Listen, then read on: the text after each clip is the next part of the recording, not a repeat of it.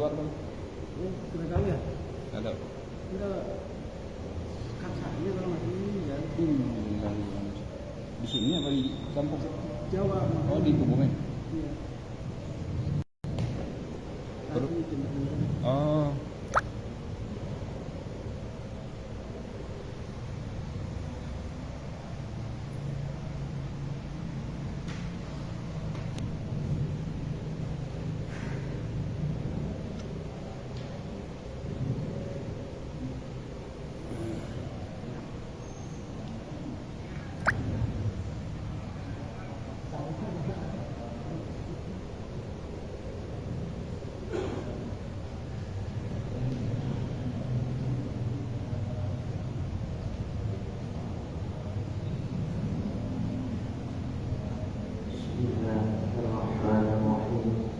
Assalamualaikum warahmatullahi wabarakatuh. Waalaikumsalam warahmatullahi wabarakatuh. Alhamdulillahirabbil alamin.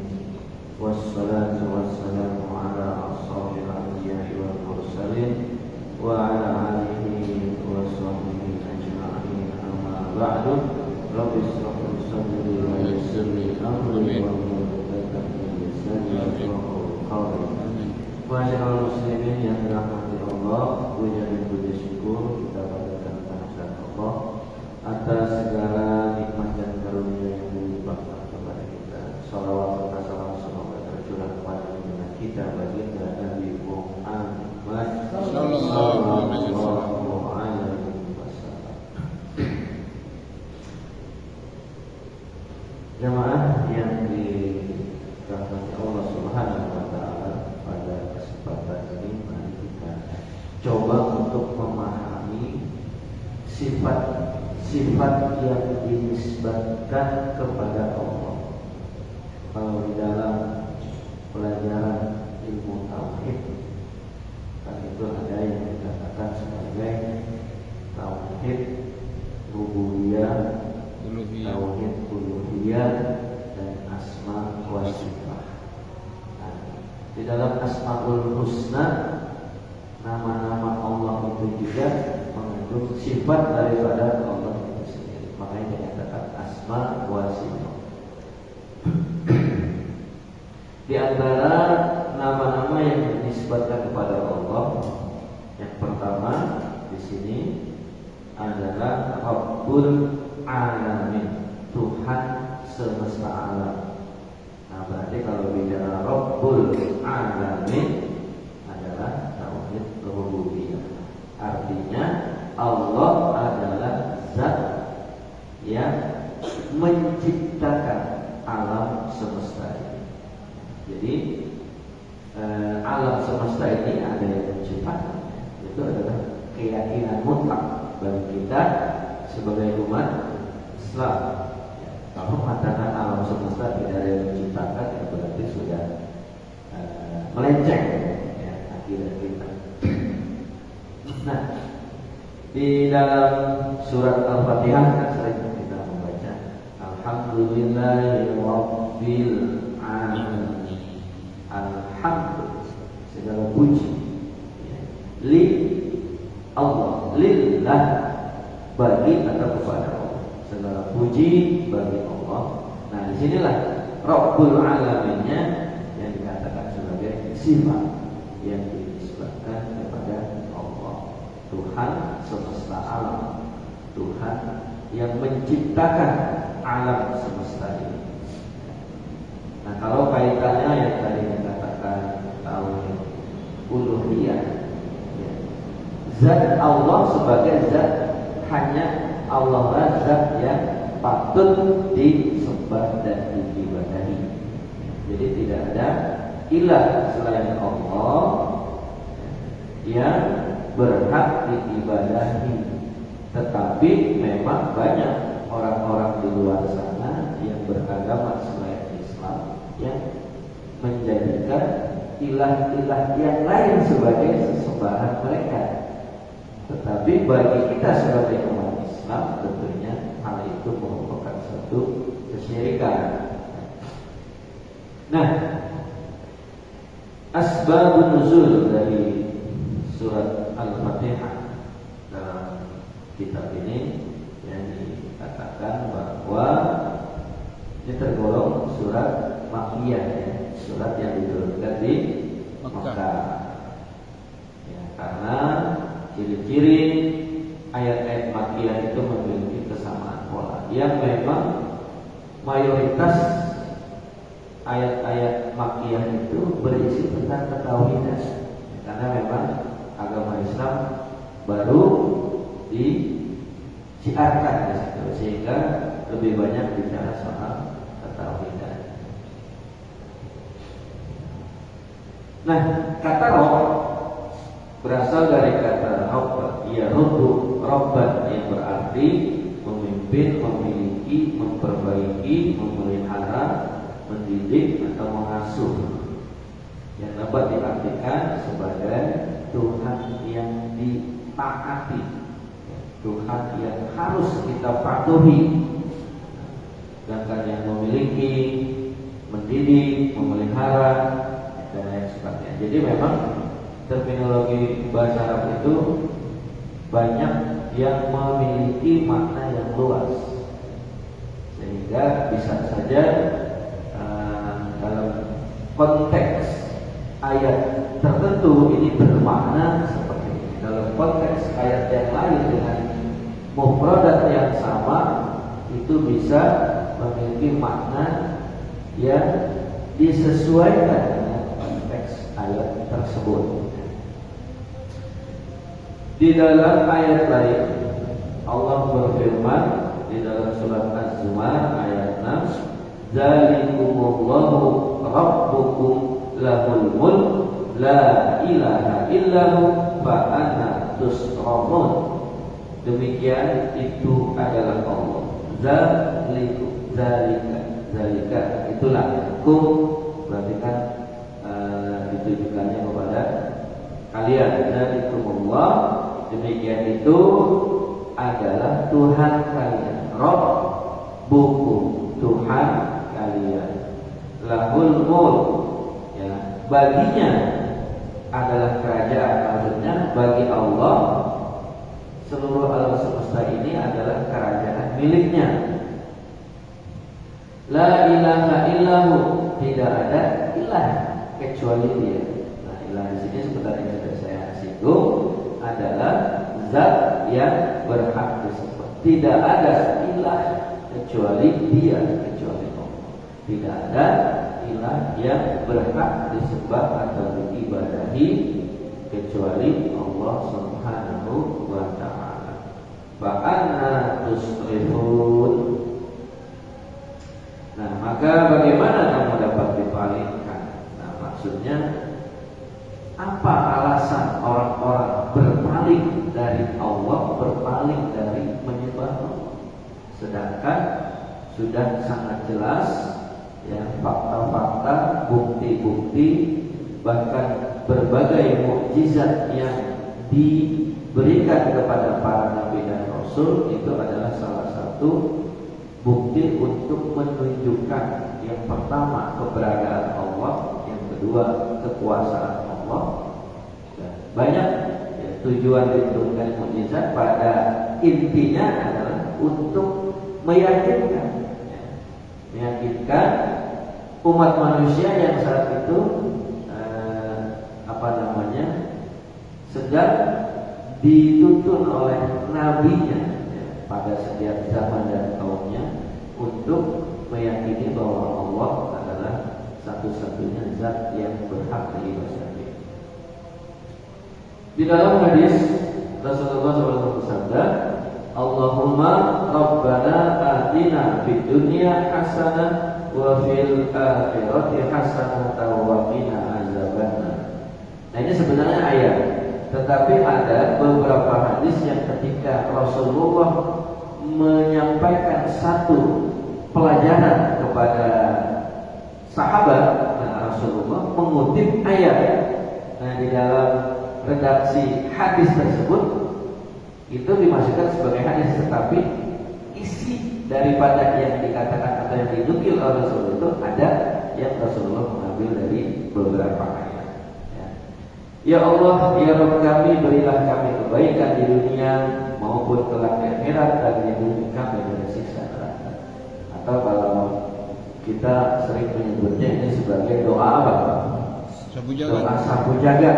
Ya, karena kan kalau udah bicara Rabbana atina fid dunya hasanah, ya Allah berikanlah kebaikan kepada kami di dunia. Berarti udah mencakup seluruhnya. Ya, pokoknya apapun kebaikan di dunia ini kita minta diberikan oleh Allah Subhanahu wa taala. Wa fil akhirati hasanatan wa qina adzabannar. Ya, dan kita minta perlindungan kepada Allah daripada siksa neraka. Ya udah. Kan sebenarnya tujuan manusia cuma itu aja dua kan, mendapatkan kebaikan di dunia dan dihindari oleh Allah dari api neraka di akhirat. Udah selesai kan gitu. Makanya dikatakan doa sabu jagat. Ya, tetapi ketika kita mempunyai tujuan-tujuan tertentu, mempunyai hajat-hajat tertentu, ya kita juga dianjurkan untuk menyampaikan doa secara lebih spesifik, kan begitu. Misalkan kita berdoa kepada Allah agar diberikan kemudahan untuk bisa menunaikan ibadah haji ke tanah suci, ya, itu lebih spesifik kita minta kepada Allah. Ya. Jadi kepingin dimudahkan pergi ke tanah suci, tapi doanya sabu jagat terus, gitu kan? Nanti kata malaikat, kita udah dapat kebaikan di dunia, tapi saya belum haji. Ya kamu udah minta khusus untuk bisa pergi haji kan gitu. Nah, Khusus bil khusus. nah, jadi ada kekhususan yang kita minta. Nah, walaupun kalau bicara haji, ya saat ini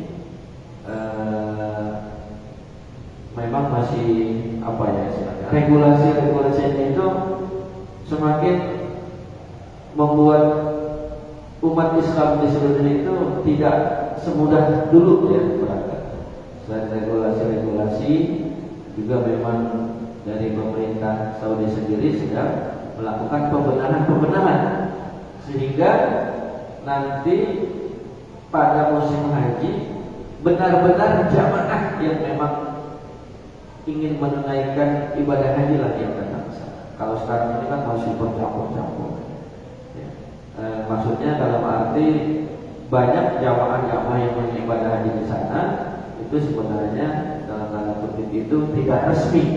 Ya, sehingga porsi untuk orang-orang yang memang sudah mendaftar secara resmi itu banyak yang tersisihkan. Bahkan menurut berita di tahun berapa, 2045 kalau tidak salah, itu pemerintah Saudi sudah menyiapkan agar bisa menampung 30 juta jamaah haji dalam satu musim. Ini luar biasa, manajemennya membutuhkan manajemen yang betul-betul cekatan ya. Karena kemarin-kemarin 3 juta aja masih berantakan. Baik. Dalam hadis lain Rasulullah SAW berkata kepada para sahabat, "Faqala aturiduna an taqulu kama qala ahlul kitab min qablikum sam'an wa isyana bal qulu sami'na wa ata'na ghufranaka rabbana wa ilaikal masir." Apakah kalian ingin meniru perkataan ahlul kitab sebelum kalian yang mengatakan kami telah mendengar ayat Tuhan tapi kami mengingkarinya? Jangan seperti mereka, katakan begini, kami telah mendengar ayat Tuhan dan kami mematuhinya. Ya Tuhan kami mengharap ampunan-Mu dan hanya kepada-Mu tempat kembali. Nah ini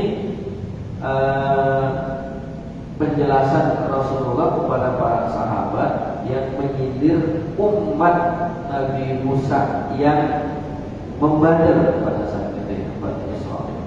Ya, mereka mengatakan kami dengar apa yang disampaikan oleh Musa ya tentang ketauhidan, tentang kewajiban mereka untuk menyembah Allah Subhanahu wa taala. Tapi apa kata mereka? Sami'na wa asaina. kami dengar, tapi kami tidak mau melaksanakan apa yang diinstruksikan oleh Nabi Musa AS. Nah, itulah salah satu karakter atau sifat daripada Bani Israil yang hanya mengikuti keinginan hatinya. Dan walaupun sebagian kecil di antara mereka ada yang patuh kepada Nabi Musa, namun kebanyakan di antara mereka itu banyak yang berbalik dari apa ya kan dalam kisahnya juga kan disebutkan sepertinggal Nabi Musa untuk bertemu Allah Subhanahu wa taala, karena itu permintaan kaumnya sendiri. Ketika Nabi Musa sudah bertemu kemudian kembali, sudah berubah sikap mereka, sudah berubah keyakinan mereka. Bahkan ditemui oleh Nabi Musa mereka menyembah patung sapi. Alhamdulillah. Musa Samiri.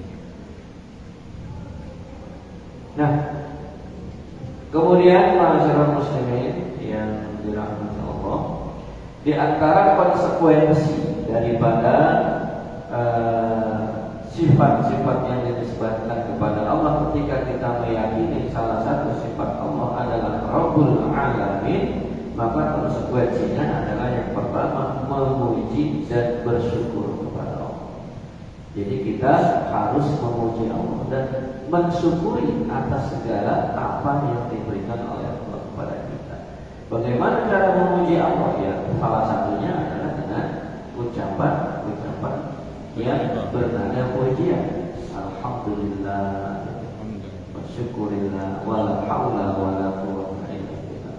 Mensyukuri, apa bentuk rasa syukur kita kepada Allah? Yang pertama mutlak adalah kita harus melaksanakan apa yang diperintahkan oleh Allah. Itulah sebagai bentuk rasa syukur yang paling pertama harus kita wujudkan. Nah, di dalam surat Al-Jasiyah Allah berfirman, "Falillahil hamdu rabbis samawati wa rabbil ardi rabbil alamin." Maka bagi Allah lah segala puji, Tuhan langit, Tuhan bumi, Tuhan semesta. Nah, ini juga makna ini sekaligus menjelaskan bahwa selain Allah itu tidak ada yang pantas untuk dipuji-puji, gitu ya. Bahkan pujian kepada Rasulullah itu sendiri juga jangan sampai pujian kita kepada Rasulullah itu terkesan menyamakan derajatnya terhadap kepujian terhadap Allah Subhanahu wa taala, apalagi kalau sampai melebih-lebihkan.